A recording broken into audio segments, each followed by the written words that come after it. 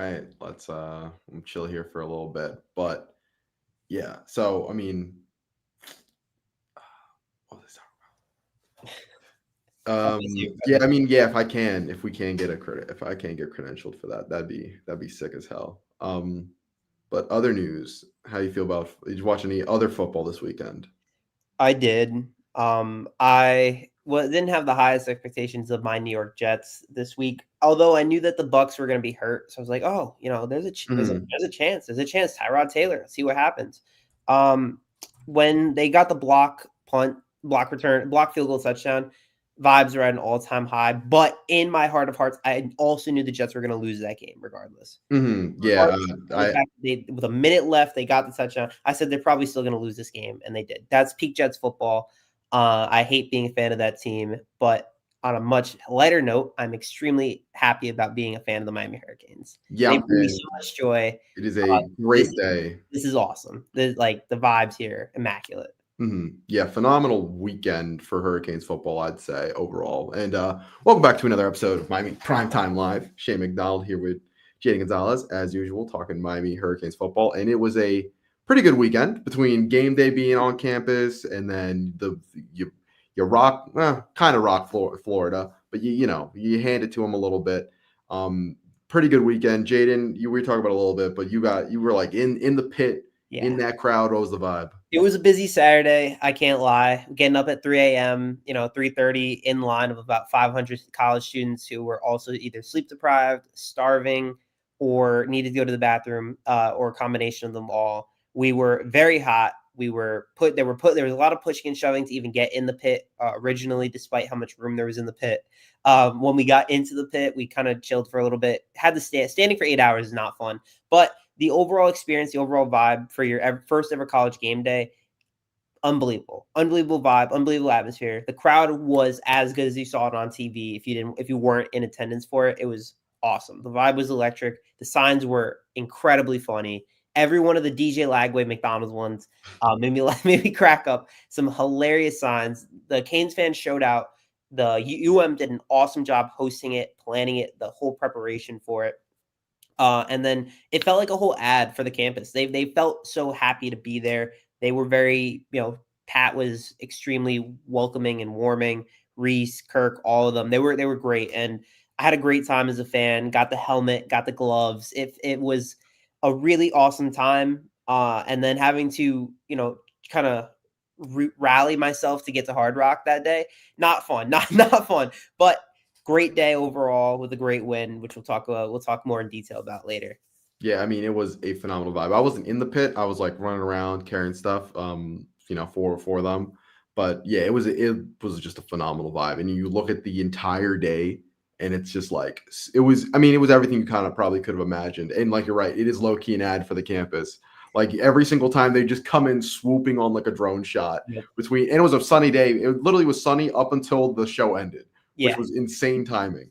But yeah, it was a great day for game day. And it was, aside for the guy whiffing the kick, which he doesn't go to UM, so the dude didn't even go to that's even. Yeah, so the kid that won the raffle is like a freshman at UM, but he gave it off to his friend who goes to Quinnipiac in New York, and he missed the kick. So that's what happens when you hand it off. You're supposed to kick it yourself. But yeah, it was aside from that, phenomenal vibes on game day, and then the actual game itself, Jaden, was a little tricky for a little bit, but Hurricanes held on. What were your kind of takeaways from it?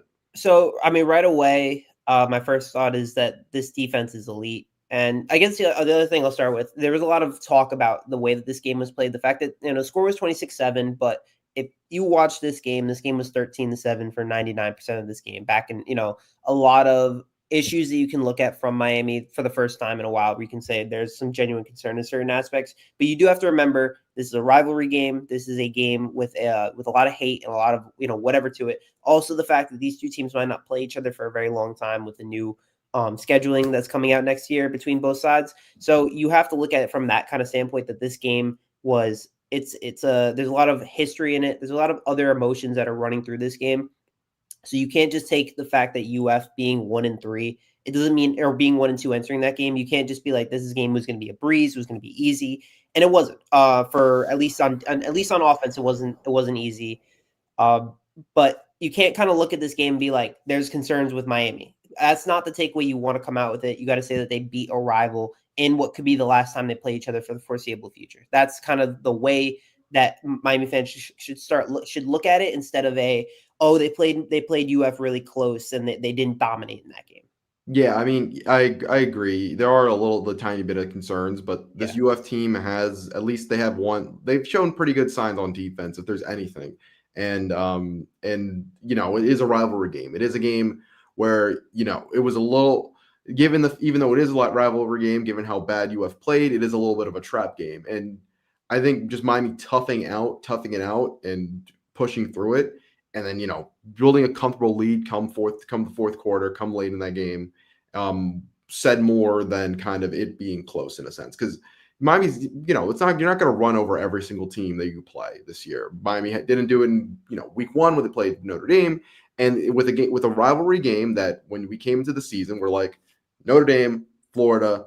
Yeah, FSU we thought was bad going in, but now FSU, like, those are the games Miami had to win. And even though it was a little bit more of like a slog fest, you're glad you come home with it, and you're glad you kind of complete what was a really exciting weekend with a win against Florida, and also kept people in the seats until the fourth quarter. So Yeah, I agree. It's you can't kind of look at it from just like, oh, they played such a bad offensive game, that you can kind of look at it. But if you can even look at it from another positive way. I would say a few years ago, maybe 2023, years prior, Miami loses that game. Absolutely. They because of how bad they looked in that the middle half, the half of this game, so late second, the entirety of the third, they looked so bad. A lot of Miami teams in future years, last year's team specifically as well, would have probably lost that game, because if your quarterback isn't balling out, then the rest of the team, kind of collapses. And that's kind of where I want to start with how good of Miami's rushing attack is and how good their defense is. We could start with, I guess, what do you want to start I with? think the defense is where you got to highlight, just because they played a phenomenal game start to finish. I know Florida's offense hasn't been great in any sense, but 0 of 13 on third down. They averaged about 2.8 yards a carry, about five per completion. Like, you just dominate the other team, as you dominate the other offense. Like, as DJ Lagway ended up, I think they finished with 140 total yards. Historic first half defensively as well. Mm-hmm. 32 total yards in the first half. Four rushing yards in the entire first half. 32 passing yards. UF had 1 first down, 6 drives, 6 punts. That's a textbook perfect defensive drive stops everywhere. And the only guy you can really say, Ruben Bain. Mm-hmm. I know we don't have the most media attention, but I think it's time to start a narrative here that Ruben Bain winning the Heisman. This man he's on a mission right now for Miami. Him and Akeem Mesidor as a duo have been unbelievable. They look amazing, but Ruben Bain has been just incredible this year. There's no words to describe how incredible he has been. Coming back from injury last year, didn't look right all year because of the injury, soft tissue issue. This year, fully healthy, best shape of his life, and he's playing it. This week, 10 pressures, 10 tackles, 5 solo tackles, 1 sack, 1 TFL. Highest graded week 4 defender, according to PFF. ACC Defensive Lineman of the Week. And he's easily getting put in the Heisman discussions, top 5 pick discussions, best defensive player in the draft discussions. He is playing at an unbelievable rate, has 22 pressures, elite in the run game, has been a weapon all year long for Miami's pass rush with Mesidor. Has been probably the second best defensive lineman in college football. Their pass rush, their defense, their trenches are insane. Best in the country, right? Like, over the first 4 weeks, easily the best in the country. Yeah, it was great. And Aaron pointed out another good point here. Like, you're playing, if you were at the game, it was pouring rain going into it and throughout it in bits and pieces. And so, like, you needed a great defensive game to kind of deal with what was it was gonna be a sloppy game. You're playing this game in the rain, it's gonna be a little bit sloppy. And Ruben Bain was kind of the big thing was the big piece for Miami's defense, as he's been since the beginning of the year. This defensive line was so good. The final number that PFF put on Florida's offensive line was 0.02 or was 0.2, which insane to think about. You think about this what that Florida team did even when they lost to USF, where they allowed like 3 pressures just a couple weeks ago when they played USF, and Ruben Bain on his own 10. Like Miami's defensive line just got after Florida State consistently, and DJ Lagway consistently throughout the game. Yeah, I mean, and we've talked about it from the jump of this year. Miami's success this season is going to be based off of their ability in the trenches between this defensive line and this offensive line. And so far, both sides of the ball have shown out spectacularly, I would say, so far. We'll get a little bit more into the offense later, but Beck had a clean pocket on 26 of his 31 dropbacks. You compare how dominant both sides of this team are on the offense and defensive lines, and that's really been the key for Miami this season. It's going to continue being what's going to push them further. It's best in the nation right now, offensive and defensive line. That's like, before the season, a lot of Gators fans came to a lot of them came out and said that they have the best offensive or defensive line. They said that they were better than Miami. They mentioned it. They were like best in the state, blue chip prospects here and there, all that. UF did have a couple injuries on their defensive line. Yeah. Whatever. Offensive line was still being very highly rated. And then UF is still a team that is talented, having blue chip prospects, having 5 stars, 4 stars everywhere. They are a loaded team regardless talent-wise. And Miami just they out-muscled them. They out-toughed them again. That's 4 straight weeks of them doing it. They're going to win every single battle in the trenches. And you're seeing how much of an effect that has on the game, because the quarterback doesn't even have to play his best brand of football, and the trenches can easily do their job. And when the defensive line does their job, life is easier on the secondary, life is easier on the quarterback, life is easier in all ways. And we saw that the entirety of that game. First half offense, they started off really strong, kind of big body drive that ended on a touchdown run because they out-muscled and out-toughed UF. And then their defense just was perfect. I had no complaints with them. The way that DJ Lagway was playing was just so bad. He was awful. He was awful. And I think the play calling was worse. The play calling was not good either. The plays were a lot of tunnel screens, a lot of just short passes, and any of his Z passes, which I don't even think he threw a pass over 15 yards, didn't go anywhere. When I saw the tape against LSU, I was like, all right, he had an awful game. LSU's a good defense, got to respect it. He's still a talented player. The guy's lost. The guy, I don't know what the hell happened to his freshman year. He regressed fully. You can blame Billy probably, but it's just night. Like, he is so bad, and the Miami defense they picked him apart. Yeah, they really did. And I think going back to the defensive line, I think when you have a line playing as well as it does, it completely changes the game plan for a team. And like DJ Lagway, I think 6 of his completions came behind the line of scrimmage, which like over, I think he was 13 to 23, or I believe was the number 12 of 23. 12 to 23. 12 to 23 for the day, and half of his completions come from behind the offensive line. I mean, behind the line of scrimmage. And like Miami's defensive line being as game wrecking as it was consistently throughout that game just completely shatters a team's game plan, because they can't hold on to the ball to let routes develop downfield. Even if Lagway could make the throws, he wouldn't have enough time, just because Miami's line just gets after guys like insane. Is that stat of -3 air yards true? I believe it is. I could double check what it was, but -3 air yards. I mean, I'm gonna double check that. This is a guy who entered the season in potentially Heisman discussions or best quarterback in the ACC. They were talking between him and Arch Manning as the best quarterbacks in the SEC. And -3 air yards. Yeah. This was by ESPN. ESPN. Gosh, that is disgusting. We were on game day. Very funny. ESPN would put up all their B-roll footage of each team, and they would just put all the DJ Lagway stuff, and it would be every one of his bad plays over the course of the season. And it was very funny, but it was true. It defined who DJ Lagway is right now this season. Yeah. Not a good quarterback, and how bad of a team. UF is in a spiral right now, and it doesn't get easier for them after this bye week. No, I mean, we talk about their schedule every single week. Like it's just hell. It's just hell.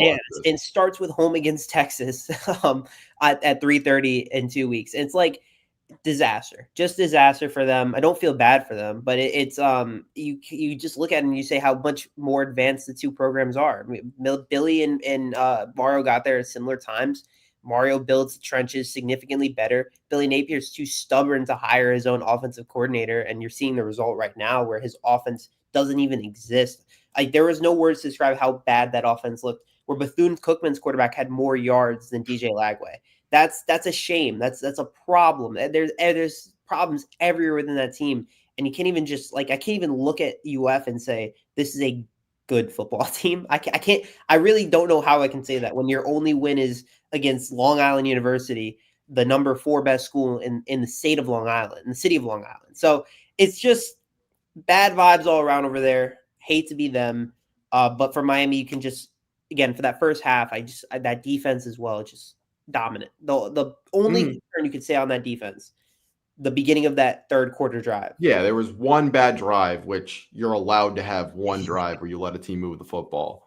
And I think 80 of Florida's 140 yards on the day came on that one drive, and it's gonna happen. Florida, they at the end of the day, we have said, there is talent on the team, and so they are a Power 4 school, and so they're allowed to have one scoring drive in a game. So I don't think it's anything too necessarily to worry about. The one thing is Miami does love those those small sets where it's four linemen, 2 linebackers, and then whether it's Jacoby Thomas or Zachariah Poyser are playing that box safety role. So if we're looking at a concern to poke at this defense, the one drive was one where Florida was kind of pounding the rock on them in that smaller grouping. Yeah. But at the same time, it's hard for me to say Miami ran that grouping a bunch more times throughout the game and pretty much shut down Florida for all of it. So yeah. UF still also didn't complete a third down conversion on that. Exactly. UF went 0 of 13 on third down. Their offensive line, they did open up a lot of holes in that drive. They had I know it was over 70 yards of that were all rushing as well in that one drive between Jacoby Jackson and Jaden Ball. Well, so they had that drive, and again, it's majority of college teams or any team for that fact, they're going to give up points. That's no one you're gonna give up points. You're gonna have these drives where they find a way. And kind of after that drive and then into the Beck interception, things started to feel there was more of anxiety in this game. And it felt like, okay, they're right back in this game. And that's one of the concerns that you could mention for Miami is that they didn't put away UF soon enough. And I think that's kind of, to me, that stems from, first of all, the awful call on the Marty Brown touchdown. Yeah, that was so clear. Clearly a touchdown. Refs even ended up saying it to him too. It was to Mario after the game. It was a bad call. That touchdown makes it 20-0. That game is over from there. 20-0. UF has no chance to come back. Instead, it's 13-0. Miami's forced to punt. They don't really, and then UF has that drive where they get the touchdown. Beck throws the pick. Anxiety kind of everywhere. Because the offense just looked so bad. But then the defense gets another stop. Defense got another stop after the pick. They figured out, because I think they got a 4th down stop on that drive, and things just worked out for them in their favor thanks to that defense. And that's their play. The player of the game is that defense. Just an unbelievable night from them all around. And it starts with the two dogs in Ruben Bain and Akeem Mesidor. But we should shout out Mo Torre, who had another really nice game this week. Another really good game. 10 tackles on the day. Didn't really get burnt in coverage. Very solid out of him. I mean, it's not like Florida's passing game was anything too significant to look at, but still, stay solid, stay in coverage, and he was able to do that and play a fast, physical football like he's been advertised. If you had to look at the snap counts, that's the guy who's currently leading the linebacker room. I'm pretty sure. If I had to guess, I believe it is. But Popo Aguirre as linebacker also had a good game. Marquise Lightfoot in the D-line played well despite limited snaps. And then I'm pretty sure, I'm not totally sure the stat is true, but Xavier Lucas, Damari Brown, OJ Frederick allowed 0 catches on Saturday, which to me checks out considering the way that Lagway was playing. That's a level about how bad DJ Lagway was in all factors. And then shout out Jacoby Thomas. He had a sick I believe, third down sack. Yeah, that sack when he came off the blitz. Yeah, came out untouched. And he had another really nice day as well, 5 tackles and 1.5 tackles for loss. Mhm. So I would say everyone on defense played their brand. Zachariah Poisier had a good game. There's no one on that defense I can say played poorly. There was no one. They all played a very, very solid game, and they're playing right now. It's just an unbelievable turnaround, by the way, from last year giving up over 40 points a night to this year, just an entirely different team. They look competent. They're well, not only competent, they're playing like an elite level defense that is one of the best in the nation. That's what you can call them right now because of how well they're playing. It's incredible how amazing 1 year can happen. How incredible Corey Heatherman has changed the way this program is. It's a night and day difference. Yeah, it's night and day entirely, and phenomenal get. Again, the way this defensive staff has kind of been entirely reshaped over this offseason between not only Heatherman, but the new DB coaches and kind of rebuilding that room as well. They've done together it's just been a really good job in order to kind of fix this Miami defense. And so far, all the effort they put in this offseason to putting it together has really worked out. And let's thank Falconer as well. Super sticker, $2. Can't say we have any progress on the helicopters currently, but with the amount of rain that we're having right now, I don't think the helicopters are needed. It's hard to get them. It's hard to get one out there. It's rained in 3 of our 4 home games now. Pretty much, yeah. Yeah, so let's slow down on the helicopter talk until we get the weather sorted out. Yeah, that has to come first. Yeah, but you want to flip it over to the offense now? Talk a little bit what we saw from them. First thing we got to give the shout out to the running back group. Just an amazing game from them. Obviously, the big boys in the trenches dominant as well. Just incredible game from all of them. Maybe Brockermeyer had a couple penalties on him. They did have 6 penalties the entire game. Yeah, there was a bunch of snap infractions. That happened as well last week. And Mario did talk about it post game. I don't really remember what he was talking about, but I'm sure it's something that can easily get kind of cleaned up. But Brockermeyer, I believe, had 2 infractions, and I'm trying to remember anyone else. They didn't have any holdings, though, I don't believe, on them. So another great day from all of them. Maui Noah playing like a top 10 pick as he's been that good. They're creating lanes. They're making Beck's life so much easier. They're doing the things that they need to do to be successful. And then the running backs, Mark Fletcher and Marty Brown, are playing like an elite level 1-2 punch. Even with Jordan Lyle not being 100% and kind of taking that backseat as the RB3, it hasn't slowed down the Miami offense at all, at least in the run game. They look the part as a running game group. 196 rushing yards. Fletcher 24 of 116. He's the top graded ACC running back through the first 4 weeks with an 88.5 rushing grade. He looks amazing in his year 3. 5 rushing touchdowns. 13 runs of 10 plus yards, 389 rushing yards, and 249 of them after contact. And then Marty Brown as a two-way, as a receiving back and a running back, just a great game. 18 rushes, 80 yards, and that should have been another 50 touchdown. That could have been over. He would have had another over 100 yards, and he was the leading receiver for the game. Just no words to describe how good Marty Brown and Mark Fletcher have been. They're the reasons why the offense won that game. And that fourth quarter drive with 8 minutes left, you're saying, hey, we need to score right now. We need a long drive to end this game effectively. And they go down the field on a 7-minute drive that was led entirely by Marty Brown and Fletch. And they took over. They dominated it. And they won the game for the offense. Yeah, I mean, this running back room, you can't harp on how good they are enough, just because we knew we had a feeling Fletcher was going to have his breakout year this year, given he's out of the shadows of Damian Martinez. He's the full focal point RB1 this year, and we had a feeling just his play style, the way he runs, he was going to have a big year. I don't think we could say enough to kind of cover how pleasant of a surprise it's been to see Marty Brown kind of establish this dominant RB2 role. I think going into the year it was like, okay, we're going to have a little bit of thunder, a little bit of lightning this year, but it's like last year again with the 2 running backs, where they're both just 2 big bruising backs who are just going to wear on teams throughout the game. And Brown also adding that receiving factor into this game was also just so huge, just because Beck there was not options downfield. It seemed like the entire game. Beck going 0 for 6 and an interception when he targeted guys deep over 10 yards downfield. And so having a guy who was just as reliable, simple as boom, check down. He's gonna get some yardage, make a guy miss, truck a guy, whatever you need out of the backfield, like Marty Brown was this week, was just so impactful.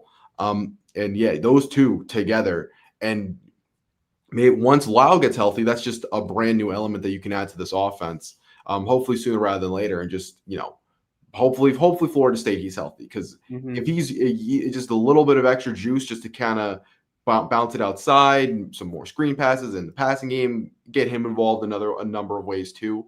This running back room could be very special, especially down the stretch. Yeah. And once again, just leaning on this offensive line and how dominant they are consistently. Yes, there were a few, snap infractions and penalties pre-snap, but they are technically sound. They are physical. They're going to wear on you. And just like we talked about the defensive line, this offensive line is going to kill teams as things get further down the year. Yeah, he had a really nice, I believe, third down, one-handed catch that got 15-yard play. Very nice play from him. And then UF was playing a lot of, I believe, too high safety, which in turn forces you to make a lot of quick throws, or not quick throws, but more or less you have to dump off a lot of throws. And back again, he didn't play. He was his worst game as a Hurricane. We'll talk about it later, but.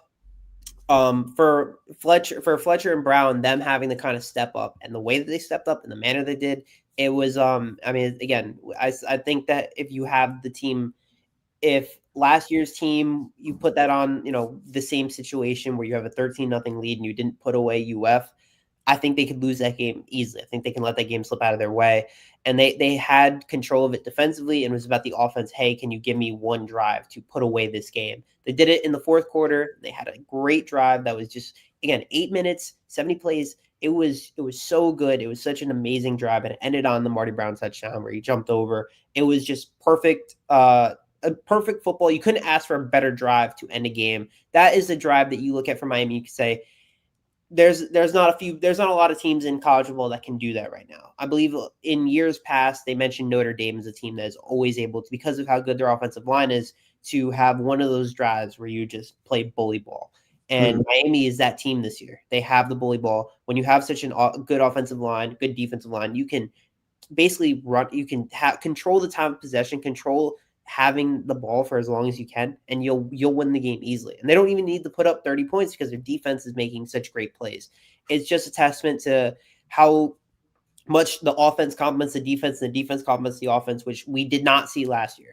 Last year was Elijah Royal, you get a 75-yard touchdown. The very next play, Haynes King will run for 75 yards. That's kind of how Miami's defense and offense, they just didn't work together. They played when the Miami offense was hot, their defense was cold. And when their defense ever was decent, Miami offense would either, they didn't take advantage as much as you would want them to, because they just, that wasn't as good of a team as this year's team is. This team is complete. They have the tools necessary to be, and they have the resume right now. They have I don't think there's a team in college football with the resume that Miami has of 3 ranked wins and a win against a team that started the season ranked. Just night and day difference. Yeah, and especially if you think about, not to look too far forward, but if you're able to get that Florida State win, you have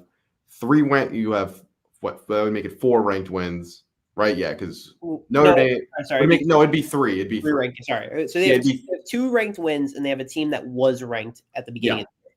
Then you'd have 3 ranked wins over the course of the year, and then you'd have two top 10 wins between Notre Dame at the beginning of the season. Obviously, not the same rank right now, but still, you had a top 10 playing a top 10 opponent. You have an SEC win. Florida, and if you beat FSU next week, then that is a bona fide top 10 team in the country that you're going into their building and beating.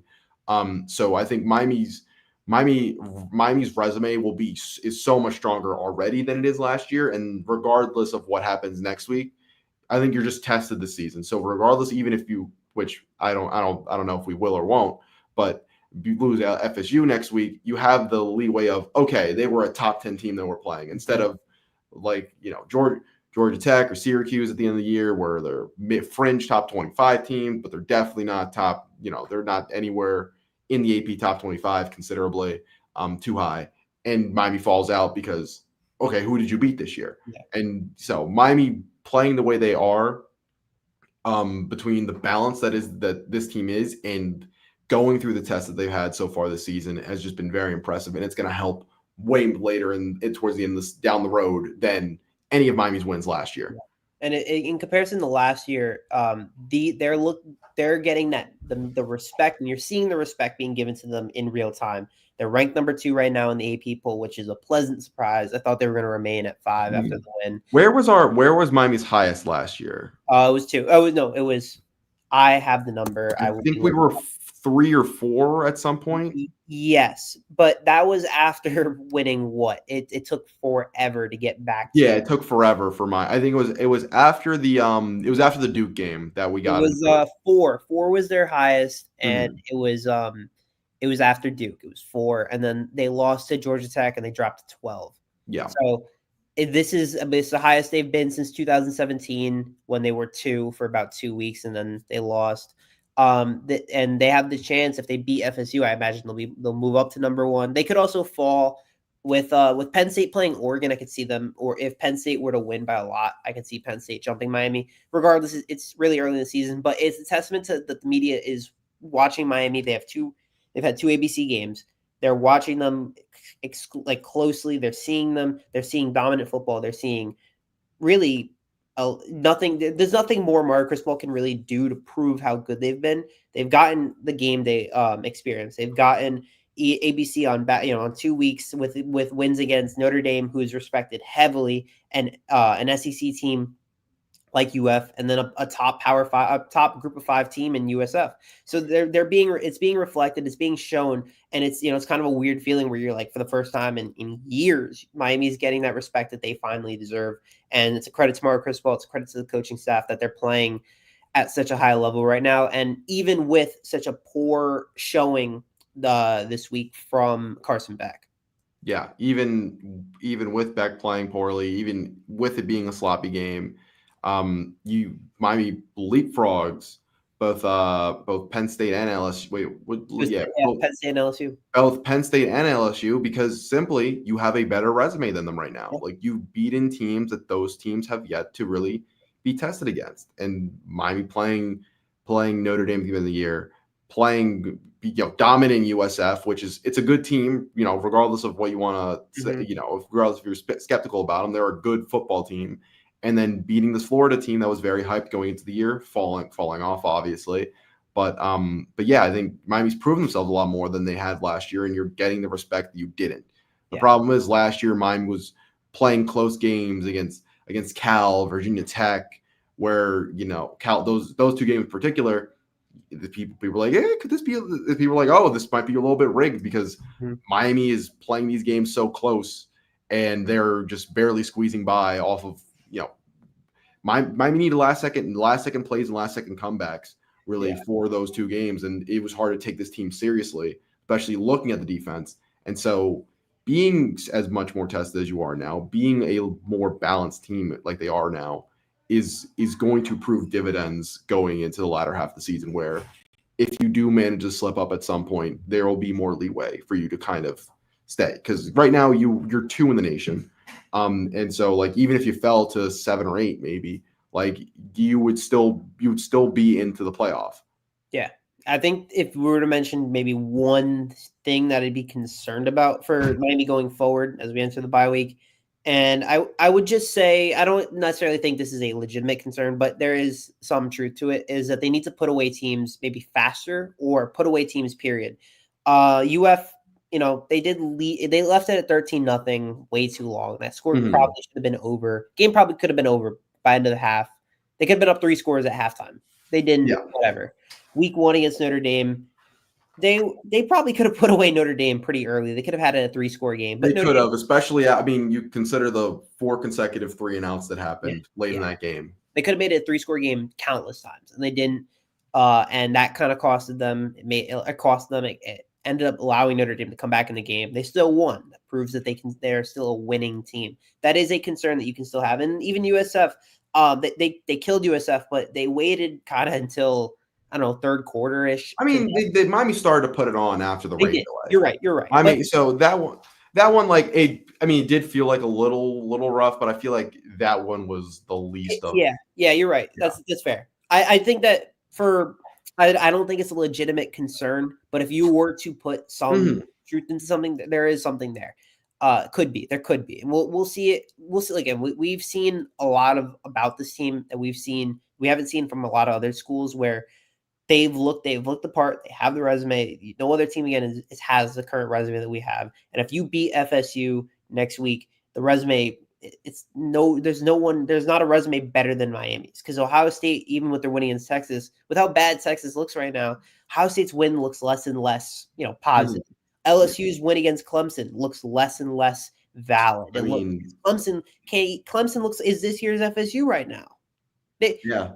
you lose to Syracuse, what, by 3 scores? Come Yeah, on. it was 2 2. I scores. think it was no, you're right. Yeah, no, 13. So yeah, Yeah, 34, it was 21. but at one But point in time, still, they were getting they killed. were getting killed consistently, and they fought back a little bit, but, Yeah. They look bad. Clemson's yeah. is in trouble in every aspect. So that the LSU win doesn't look as good as, you would as it did. And LSU's win against UF Mhm.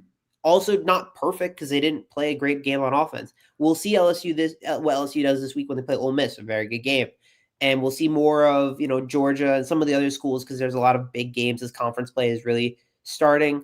So you have Georgia, Penn State, you have Bama, Georgia, and you have Ole Miss, LSU. 3 awesome games, by the way. Going to Mhm. be a really fun slate with Miami having a bye week. So we'll see a lot more of what these other teams look like. But right now, I don't think there's a team in college football right now that has that's playing as good as Miami is between their offensive and defensive line, having a Heisman candidate defensive player right now, which I know the Heisman award is really a quarterback award at the moment. It's an But offensive player award. I mean, for the most part. I mean, last year you had, okay, look, last year it was actually between a receiver and yeah, a receiver slash running back. corner and a running back. Yeah, So, okay, that's fair. But for the most part, it has turned into a bit of a quarterback award. mhm, The current Heisman rankings are like John Mateer 1, and then like I believe Ruben Bain and Carson Beck are like 5 and 6 mhm. in this speculated one, which is fair. I think John Mateer has been awesome, but Ruben Bain is the best defensive player in college football right now. He deserves those flowers, and he deserves to be given the respect that he has shown over the course of these first 4 weeks.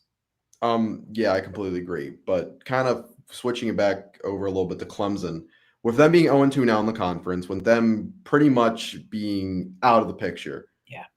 Going into the year, we're like, okay, this conference is going to come down to Miami and Clemson. Who do you think that second team is? I think even regardless of what happens next week, it's got to be FSU. I mean, I want to see more of FSU, truthfully, and I'm not sure if UVA will prove that. UVA's offense has been really good, but I don't like Bama's a good team. Are they a perfect game? A perfect like not really, but they dominated them. I won't lie, they did dominate Bama. I'll give them that credit, but I can't. I don't know. I think FSU is a very good school, but we'll really see how good they are against Miami. But I do have them right now. I think it's them and it's Georgia Tech, and I think then it's everyone else. I'm very high Mhm. on Georgia Tech. Georgia Tech scares the hell out of me, truthfully. You'll never catch me Yeah, not saying a bad thing about Georgia Tech. That's a scary absolutely. team right And there. also with FSU, every game against FSU is close. Every game against FSU is going to be a really good game. They're a Mhm. rival for a reason. They're going to be very good, assuming Castellanos is healthy. But their run game. I think they broke their school record against Kent State. I know it's Kent State, but it's crazy to do that. Uh, Mhm. they look like night and day difference as a team, so you got to give them their respect. They look very solid. It's between right now for me FSU and Georgia Tech. I did think Cal for a little bit, and then they got bodied by San Diego State, which wasn't fun. Well, I don't know. I was very high on their freshman quarterback. I thought he was awesome, and then they really struggled against San Diego State. Mhm. We can keep looking at the conference. A lot of them lost on Saturday. UNC lost to UCF. Are we talking? Just don't even mention. Sorry, Bill. But, SMU lost to TCU. SMU looks really bad, really mhm. bad. I mean, I Virginia mean, yeah, Tech, the only undefeated teams in the conference right now are Louisville, Florida State, Miami, and Georgia Tech. and we'll see Louisville in a couple weeks. Which Louisville, I mean, game. I mean, maybe, but they haven't really they haven't played a Power Yeah, Four team yet. I So, think they're a good team, I guess. But Louisville, I think Louisville's like a team that's going to lose to like they almost lost to JMU. They played bad football against JMU for like 3 quarters, and now they have to go. Louisville has to go and play Friday Pitt night. this week, which could be That could be a loss, and Pitt, Mhm. and for Pitt as well. Pitt lost to West Virginia. Virginia Tech looks like a dumpster fire. Duke is really up and down with a loss to Tulane and a loss to Illinois, but then you beat NC State, and NC State was undefeated. Now they look, NC State also looked pretty bad anyway. Mhm. And we do also play NC State later in this year. I don't really think Duke's that much of a contender. I thought they were, but I guess it helps for them that their 2 losses are non-conference. Yeah. So Duke would be maybe my 4th, and then Louisville. No, I'll put Louisville. I'd probably say, because Miami's the best. Then it's FSU and Georgia Tech are like 2A, 2B. Probably FSU at 2, Georgia Tech 3. I'd probably would put my 4, probably Louisville, and then 5 Duke, 6 SMU. SMU, I know their 2 losses are non-conference, but they don't look anything like the team last year. They look nothing like that team. yeah, they are a little. I mean, it's. I think they were like the 3rd team if we were looking at teams to point at like, oh, this is going to be a tough game for Miami, and they haven't really lived up to that hype, either. Coming off of what last year was a very good season for them, a very good welcome to the ACC for them, for SMU. So yeah, it is a little bit. I mean, I think there's 2 solidified teams after Miami in terms if you had to predict the conference. Yes. Rest of it, a little bit of a I won't go to dumpster fire, but it's a little bit of a jumble, I would say. Yeah, I would have put Syracuse in there, but they just lost Steve Angeli for the year, so that's not going to help them at all. Yeah. After the win against Clemson, when you lose Angeli like that, I think over the course of Miami's future schedule, right? I would say every team Miami has, like the betting odds would probably give Miami about a 7-point spread at least on all these games, other than FSU, which is fine, whatever. I think all these games you can see a little trap game within a couple of them. Louisville for sure, at Syracuse for sure, Pitt obviously, and SMU is going to be like these are still good games that Miami will have to prove themselves with, but they've also played. They played their toughest game against Notre Dame, and they'll play their next toughest game against FSU. And then after that, it's very, it gets easier after that, significantly easier. Yeah. It gets. You have the FSU game, and it is afterwards. It is straight. I mean, there's not another out of conference game after that. It's just straight ACC football. And given how the conference looks right now, it's a very. If you beat FSU next week or 2 weeks from now, you are setting yourself up for a very, very possible route to 12-0. Yeah, and I would put them at number 1 in the country. Yeah, I mean, which that's the ultimate goal here. Unbelievable that, I mean, again, we talked about this when we started the season saying, would we rather split against UF and Notre Dame, and then a conference play, SMU and FSU are the 2 tough ones. And now we're looking at this now. You got a 1-3 UF team, a 1-2 Notre Dame team. FSU is undefeated in its top 10. It's just no one can predict this stuff. It's incredible of how it is, but it's a testament to really how fun or how good this Miami team is, that everyone compared to what they thought they were. And, again, I think I mentioned every week, we really have to really enjoy what we're watching, because seeing a team being as good as this is very rare. This is like the culmination of Mario's kind of class. This is like the end of his first real class at Miami. So we're seeing it kind of in full effect and how awesome it is. We really have to kind of take it in and just be, the win against Notre Dame, the win against UF, you have that for time. We might play UF. We're scheduled to play Notre Dame next year, but there's no foreseeable future for UF. And when you win 9 of your last 11 games against UF, you have that. You have that over UF for time. You have that over them. If you beat FSU, you beat all 3 of your rivals. You win the state of Florida for a second year in a row. Do you know how sick that feels, regardless of how well you do in the playoffs or the rest of the year? Just winning those rivalry games, best feeling in the world. Because at the end of the day, that's what college football is about. You got to beat the teams you see every year, or that you want to beat every year, that you're kind of talking about all the time. And that's FSU, it's Notre Dame, and it's UF. And you're 2-0 against them right now. And you're 2-0. You want to finish it out 3-0. So hopefully in a couple weeks when Miami heads up to Tallahassee, they get that done. Yeah, like I think the journey so far has just been very incredible from this Miami team. And it's only so early in the season. Like there's still a bunch of games left to be played. Miami has a bunch of football left to play this season. But just seeing the turnaround on defense, I think, is the biggest surprise. But just seeing how more balanced of a team this is just through this journey so far has been very fun to see. And between all the freshmen kind of stepping up in a variety of ways, the run game being as cool as it is, like Carson Beck kind of shaping up back into form. It's just been really a really fun ride. And like you said, you got to go 3-0 again. At this point, I wasn't a proponent of it. I was like, yeah, well, we can lose one of them as long as you win the conference. But at this point, I agree. Get it done. Get through all your rivalry games, and then look at that. If you have all those, then unless you completely fall on your face in the conference, you're gonna have a playoff berth, in all likelihood. Yeah, and we were just speaking about it, the fact that we won't play UF for a foreseeable future. I kind of mentioned it. The ACC next year is scheduling 9 conference games, and the SEC is doing it as well.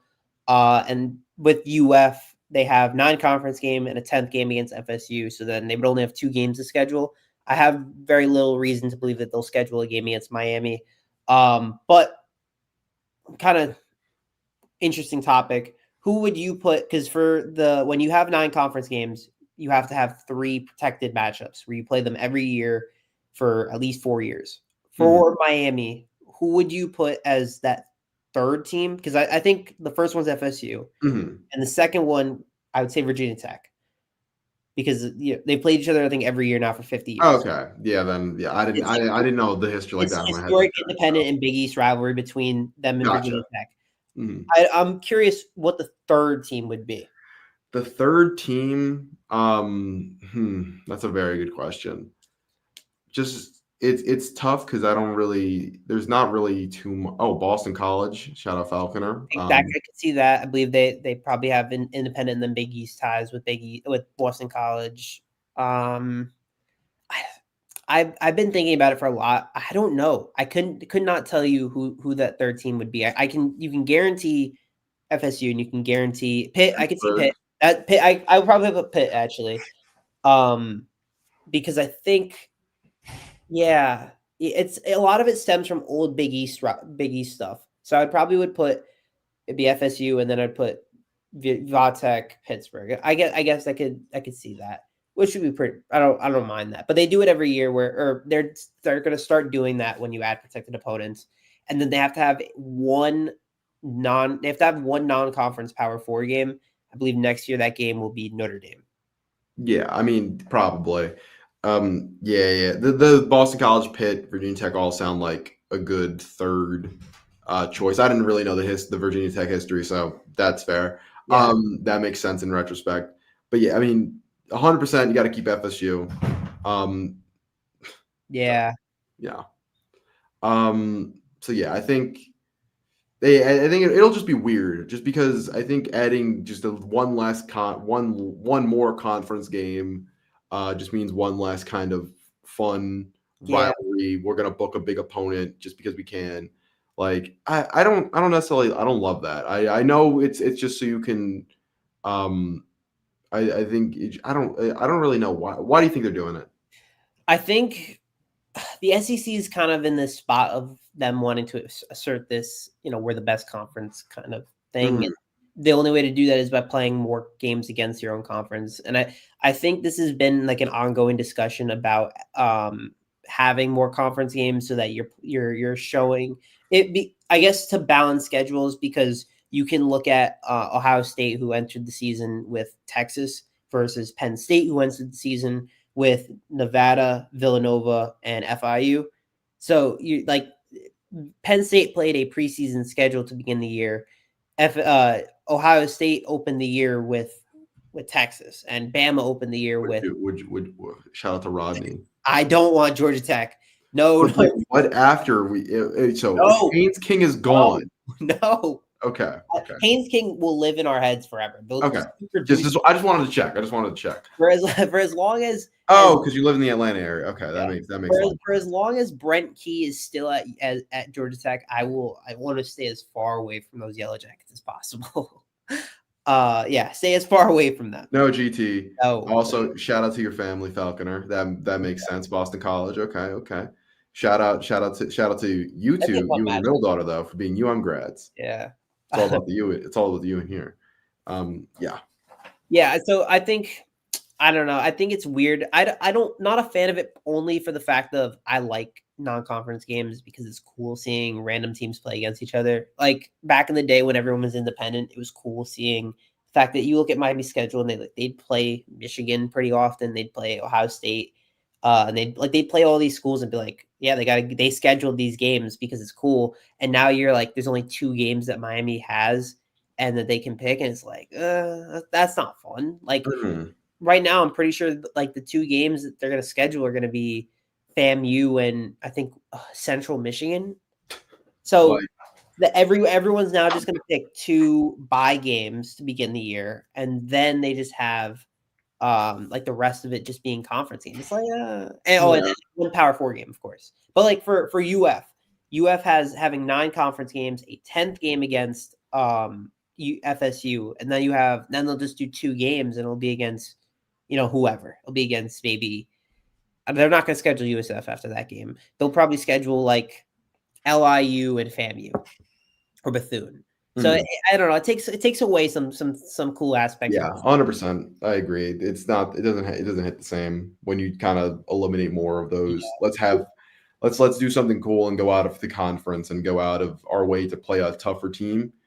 Because at the end of the day, if you're not that good of a team, you're not going to be that good a team, regardless if you beat an out of conference opponent or not. Like you can add another game in the SEC, but if you're Florida here, is that really going to save you this season, or you're going to end up with a very similar position at the end of the year? But even in the entire state, it's Missouri and Kansas.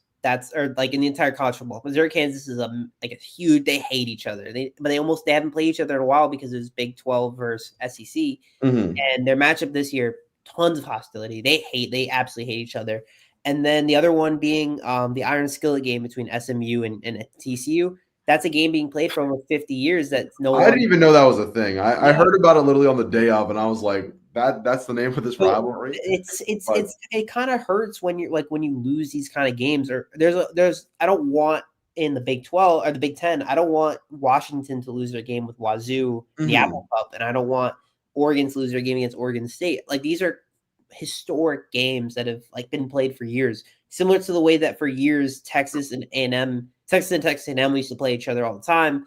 Texas A&M moves to the SEC, moves to the SEC. They don't play each other for years. Now when Texas in the SEC, now they're every year, which is awesome that it's back. But they got to have that for every team. They have to keep these out of conference rivals, these matchups intact for however long it is, and that includes for me Miami and UF.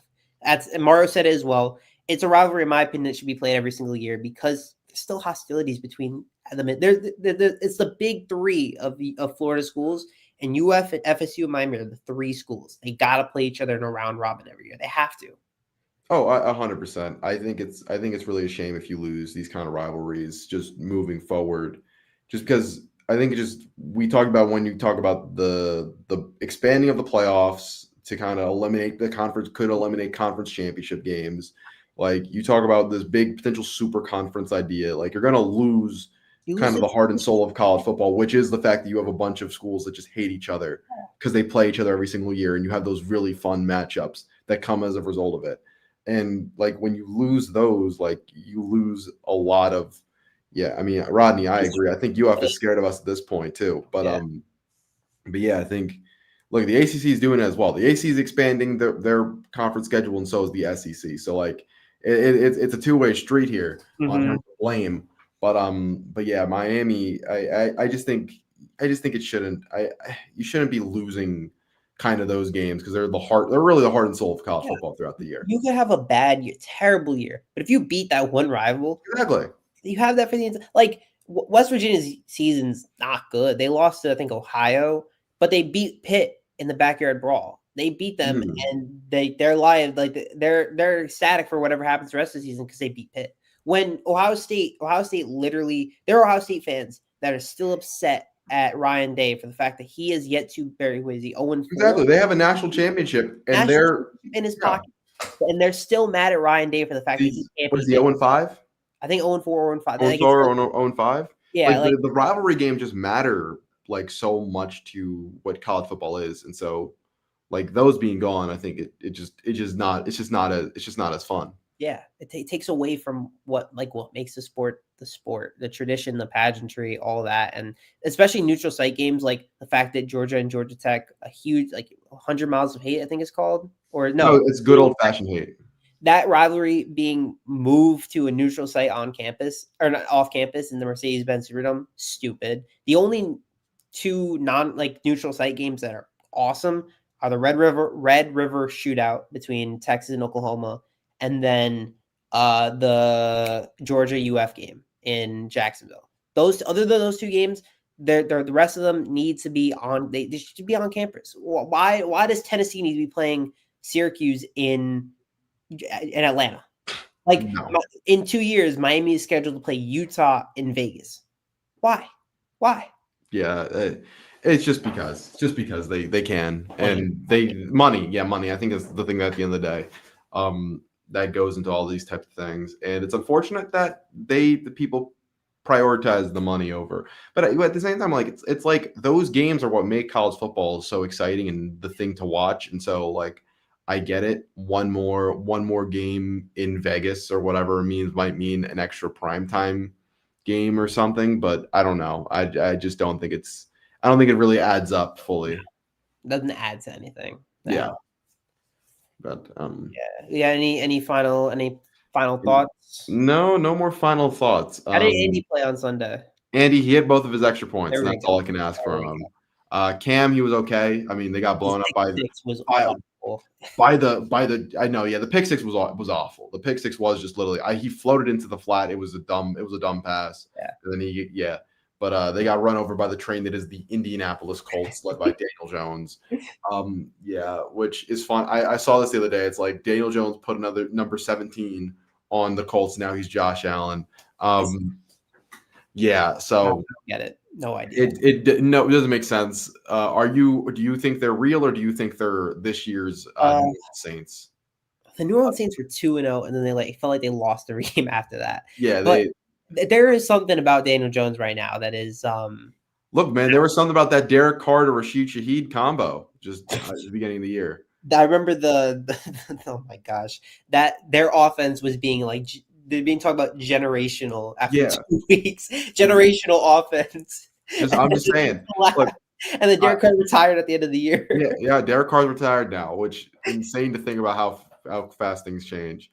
Division's bad enough where I think the Colts probably win it still based on this stretch. But I like the Jaguars a lot. I've been big on the Jaguars, and their D line is really good. Yeah. I know Trayvon Walker isn't Aiden Hutchinson, but I feel like. Oh, sorry. Wait, we're cutting short. Yeah. Go off. Sorry. No, I was gonna say their D line is just really good. I know Trayvon Walker isn't Aiden Hutchinson, but he's turned into a really good pass rusher. He's really good. Yeah. Josh Hines Allen, really good as well. They need to get BTJ unlocked. Get I mean, look, man, if he's not alligator arming every single pass,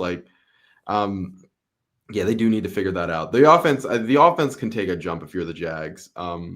It's there. I've seen a little bit of film review here and there. The bones of it is there. They just whether it's Trevor, whether it's the receivers, they kind of need to get on point. But yeah, as a Pats fan, I think at once a year there's the game where I'm we lose in the dumbest way possible. I mean, you had that game for the entirety of it. You literally dominated that game, and you had Pittsburgh could not move the football at all, and Aaron Rodgers looked like Aaron Rodgers post Green. Well, since the last year Green Bay, and whether Ramondre Stevenson twice on the goal line, and Tony, that sequence of Drake gets picked on the goal line, gets tipped ball in the air. Pick on the goal line. We pick off Aaron Rodgers' first drive. Ramondre fumbles in the end zone. Then they punt. First thing Antonio Gibson does, it's like, okay, well, we gotta put Gibson in now because we need some ball security. He fumbles instantly. Shout out to Jabril Pepper. Should have never been cut. And then, I love Drake May, but you score a touchdown, you're going for the game-winning drive, likely. He doing a little too much as he sometimes ends up doing, and then he fumbles as well. So it's like, was that 3 red zone turnovers? It was 2 red zone turnovers. The Drake fumble was across the 50. Okay. And then Pop Douglas catching the ball pretty much at the sticks and then running backwards was. Oh yes, yeah. To lose the game was insane. Also, the thing is, like, he lined up 2 yards into in the backfield already. So like he stopped short of the sticks, caught the ball short of the sticks, lined up already, so he had a further way to go before the play even started. So it was just a whole mess from him. Like, at this point, I know people don't care, but like, you probably don't know who half these players are. Low key, patch receivers should just be Booty, Diggs in the just put Diggs in the slot at this point. Like, I think he can work it out in there. Line Kyle Williams up on the outside. Give Travion Henderson as many screen passes and swing passes as you can, and just rock that way with your skill group. Ramondre can get the tough yards or whatever, but I can't handle with fumbling at this point. Yeah. So that was my rant for those who care. My season's over in September for what year is this now? Year 15. That 15 straight years of season being over in September for the New York Jets. So apart from 2022, they lost it. Their season was over in December. 2015, their season was over in December. 13 of the last 15 years, the Jets season. I remember that Ryan Fitzpatrick year where it was down to the very last game. Yeah, they lost to the Bills because Kenbrell Tompkins couldn't catch a ball and he threw a terrible pick, and the Steelers couldn't lose. 10-6 and didn't make the playoffs, baffling. And then 2022, 7-2 start, lose 9 straight games or 8 straight games. Bad football, 0-3 team. Year 1 of rebuild, but vibes are bad, and we're the Jets. I got nothing to say. It happens. Look, the name word the Pats doesn't carry much weight anymore, given the last 5 years. But yeah, that is all for this. You're the last 20 years of the Patriots. Oh yeah, no, that's what I'm saying. Yeah, but I'm chilling. I'm chilling currently. And just to the viewers, I am 19 years old. I was in first grade when the Jets last made the playoffs. First grade. Yeah, it's I don't have any words for it. Mark Sanchez is in the broadcast booth right now. He's the quarterback that was the quarterback for it. There's no words for it. Darrell Revis, Rodney. I don't like the Dolphins. I understand they haven't made the playoff. They haven't won a playoff game in like 25 years. You know what? You saw competent football. You saw playoff teams. You saw 2 playoff teams in the last 5 years. They did. You saw one of the best offenses ever for like 10 games. The year 1 of Tyreek. Year 1 of Tyreek was one of the best offensive ever. With the rookie Achane, they put up a 70 bomb on Denver. That was 2 years ago. That team was amazing until it fizzled out and you lost to the Bills in round 1. That's besides the point. The Jets season is over in September every single year. It's over in September every single year. No one goes to the games anymore. There's no one there. We play at a terrible stadium. There's literally nothing there. There's nothing to be happy about for this team. The Dolphins, the Dolphins are about to enter a rebuild next year. The Jets are entering this rebuild, and they're sad. I think no one has it worse than the Jets. Even the Browns have won playoff games recently, or been to the playoffs recently. The Dolphins have been to the playoffs recently. It's been 15 years since they even made the playoffs. Thank God you're a Miami Hurricanes fan now. Yes. Number 2 in the country. I don't think I've ever felt that good about a football team in my life. It feels weird seeing competent football game played instead of watching different, Zach Wilson, rookie Sam Darnold, current Tyrod Taylor, Justin Fields. The list goes on and on. At least you had Tua for 5 years. He's gone, but that's besides the point. I don't know. I can't say the Dolphins have been better. The Dolphins have been better historically for the last 10 years than the Jets have. But do the Dolphins have a win this year? I don't The think Jets so. don't either. Oh, I forgot the Jets lost to Pittsburgh. My fault. I forgot the Jets are 0-3. I thought they beat that. Oh, they lost in a game-winning. They lost in a game-winning 60-yard field goal. They got a block return touchdown from Will McDonald. You would think that would wipe the game, and nope. You let the Bucs go down the field. When you're from the Northeast, all NFL football matters more than college. So that's your only thought in your head for when you're younger. So it's sad. It's sad. I feel bad for Dolphins fans. I don't feel bad for the Dolphins organization. They kind of deserve it. Patriots either. They deserve every loss for the rest of time. Like you saw 20 years of dominance. Look, man, all I'm doing is just trying to spread the good word on Drake May propaganda. That's all I'm looking for. I can't stand the Patriots because you had 20 years of dominance. No, that's fair. I don't really care about being like a great team. It'd be fun, but also I just want people to recognize how good Drake May is. He's very good. I watched him last Sunday. He balled out against the Dolphins. Yeah, he's pretty good. He's a little stupid sometimes. When I saw him originally, I was like, okay, this is Justin Herbert with Josh Allen decision making, and I will stand by that forever. Roddy, one last thing. You also saw Adam Gase as head coach, saw his entire tenure. The Jets then decided to hire him 2 years later. But he was the Peyton Manning whisperer. I don't understand.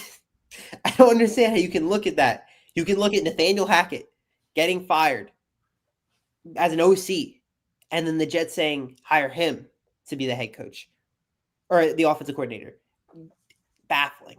The Jets have the worst ownership group in football. They have the worst history in the last 15 years than anyone else in football. I got no words for them about how bad they are. I could do an entire rant forever about how bad the Jets are because it's to be child abuse. Look at this spoiled kid over here. Pittsburgh. Oh my gosh. Into Miami fan. Oh my gosh. Look at you. I can't and I also can't. Look, I can respect it. I'm as a spoiled fan as well. I got you. Baseball wise, I'm a Yankee fan, but I was 4 when they won in 2009. So I can't even say that I've seen the Yankee stuff either. I just see them being really good for the last 30 years. So I'm glad I have that. But I don't know. For the Jets, it's like I'm watching a train wreck every year. Imagine how do you feel when your NFL season's over in September? You wait 6 months for football to come back, and then draft. Then you're. I already looked at Tankathon this morning. 1-1. Ruben Bain. Tank for Bain. There you go.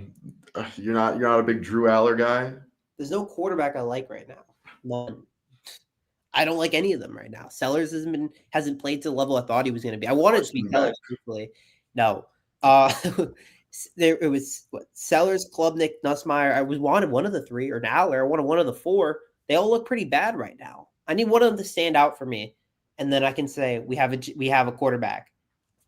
I can't say that. I've watched the Jets draft quarterbacks year in, year out. They've all failed, so no one's ever going to be a success. Yeah. Yeah, that is it's rough. It's rough sledding right now, and even though I like to make fun of my brothers who are Jets fans, for you, I feel for you. I feel your pain. It's rough. It's rough right now. Thanks. Yeah, I'm going through it right now with the Pats, man. It hurts. 5 years, man. 5 years. 5. We had about 9 games of Mac Jones as well in the middle of that too. We had Zach Wilson the same time frame. Look at that. But that's all. Yeah, that is all. I appreciate those who stuck around for the rant. As always, stay here with Jaden. We may or may not be back next week and going to FSU, but we'll see you around. Yes. So. Catch you guys. Peace. College football is even more exciting when you've got some action on the line, and the games are even better when you're cashing in. And the voice of college football is the place to be to get the greatest value. Start with my picks. 75% against the money line, 58% against the spread, and I've got a 40-plus year track record. 11-0 in the college football playoff for me last year against the money line, 8-3 against the spread. And I'm just the warm-up act. Steve Merrill of Wager Talk is our ace in the hole, show stopper. 7 years with the voice of college football, over 30 years in the industry. Steve gives us analysis on all the big games, but you can't miss Steve's weekly under-the-radar pick. 28-12 against the spread the last 3 years. You also get picks from some of our top analysts here at the Voice of College Football, including Corey Bratta, Matt Zemek, and Steve Dace. Check out those numbers. Become a YouTube or Patreon member for just $99 per month. Go to the main channel on YouTube, click join, and then select a betting tier. Do the same thing on Patreon. Make 2025 a winner now.